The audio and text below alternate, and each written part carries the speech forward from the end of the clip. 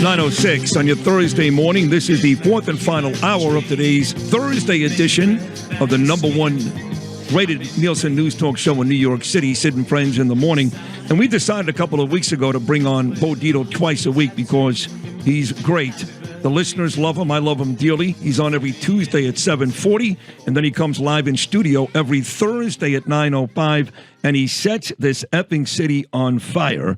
Now, he's got a personal bone to pick with today with somebody here. We'll get to that, but he's got a whole bunch of other stuff to do as well. So fresh off his amazing performance, which I saw the screening on Monday night in New York City in the movie Gemini Lounge, here's my dear friend, I love him dearly, the great Bo Dietl. Good morning, Bo. Good morning, Sid. I got a little problem for you, Sid. My problem? Yeah, I just finished filming the Judge No Book by Its Cover, and guess who the bartender was? None other than the former greatest chief of the New York City Police Department. The chief is my friend Joe Esposito. He wasn't good. I tell you what. They had a casting agent from Blue Bloods there, and they're bringing him on to my show next week. That's unbelievable. He wasn't good. He was fantastic. Really? He wore his cap down, and he was making the drinks there. Said, I love you, man, but I'm out. I don't know. And wow, was he really good.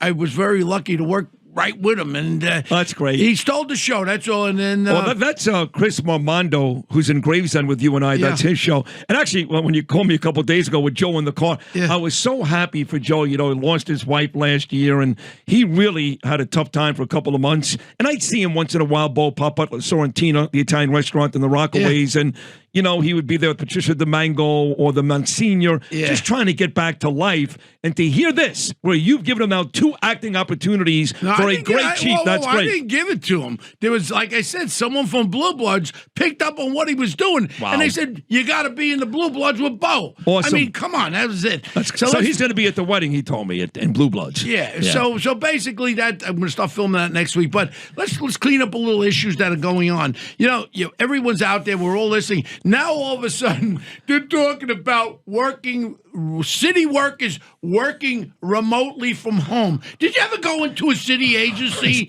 They're all sitting there, picking their friggin' noses. You ask for help at the window. Excuse me, I need some help, whether it be any city agency. Now they want to work remotely? Are you kidding? I had somebody working remotely for me. It was at the friggin' beach. It was at the beach. I heard the waves going. I said, are you home? Are you working remote? This is bullcrap. Get into the office. Get off your fat butt and get into the office. Then I talked about that little guy. Have a seat there, that little chump from the assembly, the head of the assembly. Carl Heastie. That guy, too. The guy that knocks everything, doesn't want bail.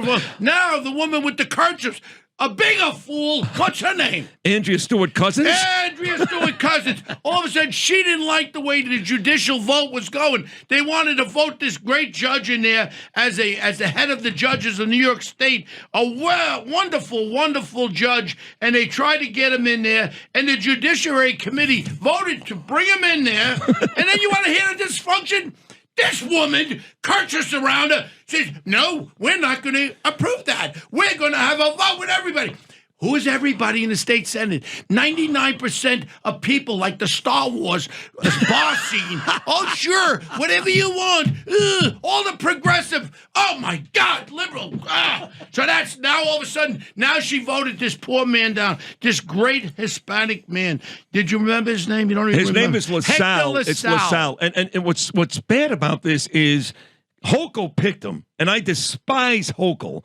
So there's a part of me that's somewhat gleeful because it comes back and makes her look bad. But to your point, Bo, he's a good guy. And what about the charter schools, this kerchief wearing thing? Now all of a sudden, charter schools, kids are learning, and then all of a sudden, as far as charter schools go, you got good ones, you got bad ones. We got to help the good ones. That's all I got to say. I know, but you just mentioned 2 stories, Bo, before you get to our mutual friend here at the station. You just mentioned 2 stories which speak directly to our mutual friend, the mayor, Eric Adams. One being the remote working. He said he's okay with it now. Last year he said he wasn't. And the second is, for a guy that seems very pro-charter schools, in Albany yesterday at the hearings, he didn't seem so pro-charter schools. Which one is it? Well, you know what? We got a board of education head that's really Mr. Banks. You don't like him? I love him. Oh, okay. I think he's great, and he's all out there for the education of our kids, and that's the important thing. Yes. And then one more thing, real fast. Everyone can pick up the Post. There's a book out against my friend Sumner Redstone, and put it this way, I used to hang out with Sumner Redstone, the old head of remember. I used to hang out at his house in Beverly Hills. We used to go out to dinner. He'd be screaming, yelling. I'd say, shut up. And then when the thing happened with Imus, I called him up in California. I says, Les Moonbeam, Ves. Les Moon, Ves, Moonbeam. Yeah. He's losing control here. He goes, well, you know him, Bo. Call him up. So I called out Les Moon. It was documented. All the timeline was documented in the Wall Street Journal about what happened. That's a whole nother story. But let's get to the meat. So who wrote the book about Sumner? Some. I like Sumner Redstone. Yeah, he was like 100 years old. Yeah, he had like a 22-year-old girlfriend. He had 2 hookers that took him for about 150 million. I used to go over there with Jack Morris and Joe Marino, and he'd sit there like this. Yeah, I had a great night last night. I had 12 orgasms. The guy didn't even take a pee that night. Oh, but we love Sumner Redstone. He was a hero. Yeah. And I love Jack Morris. Remember, too. He was hanging out the window with the one arm got burnt when he was banging some chick in the bar. He's a good man. Good man. Okay, let's get to it.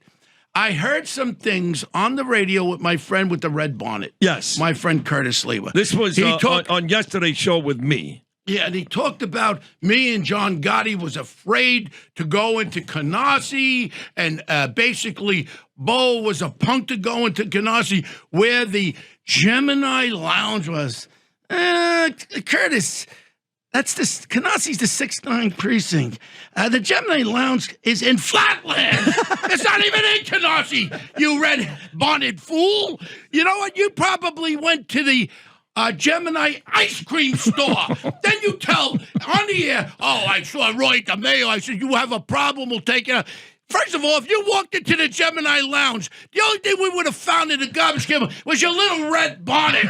You know, come on. You don't even know where the Gemini Lounge is. It ain't in Canarsie, you fool. And then you make fun of my career. I was in the 7-5 detective squad for homicide. Well, let me stop you for 1 second, because he did, I got to give him a little bit of credit. He did mention the fact that the St. Valentine's Massacre was yours, and he did mention the fact that you were the one who solved the crime of the nuns getting raped. I got to take his credit, Denali. I got to take his credit. First of all, the 7-5 precinct was called the Killing Fields, not Canarsie. We had over 100 murders every year. One year we had 124. It was the Killing Fields. That's what it was all about. And I was in the homicide team there. One of the guys I locked up killed 5, and the last guy killed 10, including 8 children. Oh, you're going to tell me, Curtis, I'm afraid to go in Canarsie? First of all, you don't even know where the Gemini Lounge is, and you're going to have a beef with Roy DeMeo? Yeah, right. Please. Perfectly. Yeah. You got to understand, Curtis, the Gemini Lounge is in the 6th Street precinct. You in Canassie's the 6-9 precinct. Know what you're talking about before you talk about. Now I understand why. I put $10,000 up when you got shot. I stuck up for you. But now I know why they shot you, Curtis. Oh, yes, of course. Oh, my God. I mean, he says things every day that can get him shot by a number of people in this city every day. I guess that's why some people like him. A lot of people like him. He gets great ratings. You know, yeah, he gets great ratings, but there's a lot of lies. Every day. I mean, he was everywhere. Thank you, Curtis, for giving me the information in East Harlem on the rape of the nun. Thank you so much. Thank you, Curtis, for giving me the information on the Palm Sunday Massacre. You gave me the information. It's your street. You know what, Curtis? Stop it. I just got a call, Curtis. Some real exciting news here. Uh-oh. Great news. Here it is right now. Is this for Curtis or for me? It's for Curtis. It's great news. Yeah. I just got a call from one of my producers in Hollywood, and they want to do a movie. The Man with the Red Bonnet That Saved New York City. Stop. Curtis Sliwa. And you know who they want to play him? Is this true? Harvey First. They want him to play him. And you know how it's going to open up? It's going to be in this little apartment with 100 cats. And instead of an alarm clock, it's going to have a cat peeing on his face. Come on in, Curtis. Come on, stop it. Don't attack your friends. Don't ever go against the family, Curtis. Well, wait a second. When you say don't attack your friends or the family... He said about me, I was afraid to go into Canarsie. But wait, when you say attack your friends or your family, what you're saying there, Bo Dietl, is that your friends and or family with Curtis Sliwa, but everybody knows that for the better part of the last 3 years, You guys don't really like each other. No, I look. I put a $10,000 reward when he got shot. Yeah. Did you know that? I didn't know that. Okay, he knows it. Yeah. My point is, I always stuck up for him, but when he turns on me and challenges my career, then we got a little bit of a problem. Didn't he turn on you when you went for mayor also? Hey, you don't want to know something? That's his shtick. But don't challenge my police career. That's one of the things that pisses me off. And I'm going to tell you something. Right then and there, hey, Curtis, what's your answer? Where is the Gemini Lounge? In Canarsie! Canarsie! That's all I hear. You had maybe 10 murders a year back in the heyday. We had over 100 in East New York, the killing fields, okay? And then in East Harlem, when that nun got raped up there, I guess you sent your boys out and you found who raped the nun. No, you didn't. So stop your bull crap. Please, Curtis, you want to be entertaining, don't lie. Because I got friends, Curtis, that would love for you to come out to dinner with me one night. Oh, God. There's a lot of people that don't like you, Curtis. Oh, boy. And you know what? Stop lying. It's in the 6th Street Precinct, Flatlands, the Gemini Lounge. Yes. So you should look it up before you talk. Now, if in fact I'm wrong, I challenge you right now that the Gemini Lounge is not in Canarsie. So what's your answer back with that? Well, I went into the Gemini ice cream store. That's what it was. Oh, my God. Now I got a question for you, Curtis, because I know you listen to Sid every morning, and you're ready for 12 o'clock to come back at me. I got one. Remember, do you ever hear the Sahara Lounge? Sahara Lounge. Sahara Lounge. Was that in Brooklyn, Bo? Sahara Lounge was in Brooklyn. Remember in the Godfather movie where Danny Aiello comes up to the guy, puts a garrote around his neck? Yes. That was Frankie who? Who was that? I mean, Johnny Pentangelo. Right. Remember they tried to strangle him? Yes, That's yes. in Brooklyn. That was supposedly Larry Gallo that was supposed to get strangled. Then the cop came in there. Probably he doesn't know. He doesn't know where to say Sahara Lounge. No. That's in the 6th Street Precinct again, and that's on Utica Avenue. Just a little updates. Do your due diligence, please. How could he not know this? He's Mr. Brooklyn. He's Mr. Canarsie. But every day I listen to him fighting with I know the testers. I know this. Al Roy, the mayor, I said, you want to have a problem? Let's go. Really? Really? The only thing we would have found when we investigated your disappearance was your red little bonnet floating in the toilet bowl, and they would have chopped you apart over there. Stop it. Please, Curtis, please. I love you. You work hard. You walk the streets, but stop it already. And don't challenge my police career. How dare you challenge my police career? You don't sound like you're kidding here. Like you're really aggravated. I mean, you're very upset. The other day you says, I was afraid to go into Canarsie. I was in East New York. It was the killing fields.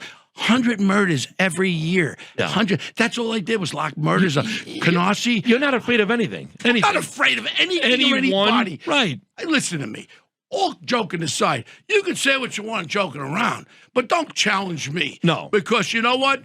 I have respect from everybody. Yes. And every one of my friends who are Italian businesses, we'll leave it at that. Have respect for me. You know why they got respect for me? I wasn't a rat. No. I wasn't a rat. Nope. Some people tell me the guy with the red bonnet could be a rat. Could be. I've heard that. Could be. I have heard a lot that. of Yes. floating around. Well, I don't know that because, again, he's a friend of both of ours, but I've heard that rumor. You don't think that's a direct lie about the Gemini Lounge? Oh, it is a direct lie, 100%. How many times did he say he went in there? He 10 times. I caught stickball with the Tester twins. I did this. Is that not true? Hold on. No. You know where? He was everywhere. He was at the World Trade Center there. I'm pulling bodies out of there too next. I didn't see you down there, but Curtis. I didn't see you down there. Maybe you were there. Maybe you stopped the other plane from hitting the buildings. I don't know what's next. But the movie's going to come out. The man with the red bonnet that saved New York City, Harvey Fierstein. That's who they want him to play. I think it's fitting. Oh, and I'm going to tell you something right now. I don't like my career to be challenged. No. And there's a lot of great I cops. agree. I wasn't the best of the best and nothing like that. You were up there. You were up there. No. Yeah. I worked hard, and I cared about the people in New York. That's why I did what I did. I was the recipient of 40 civilian complaints. Never, ever founded on one. 40. I never killed anybody. I got point-blank shot at, and the guy stabbed me. The escape from Attica. I didn't kill him. I didn't kill anybody. That's one tough cop. Don't challenge my police career. That's all I tell you. What a beautiful appearance here by Bo Dietl.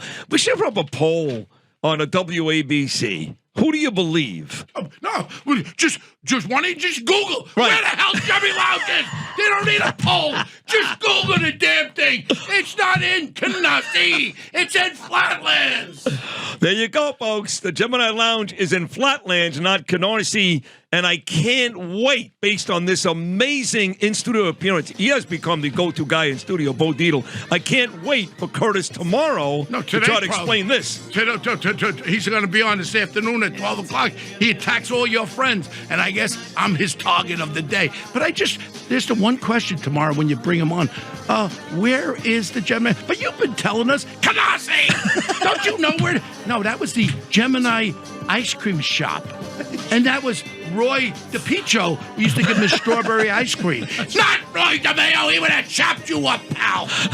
Bo Dietl, everybody. 7:40 every Tuesday morning. 9:05 every Thursday night. Of course, give our regards to the beautiful Margot Bo.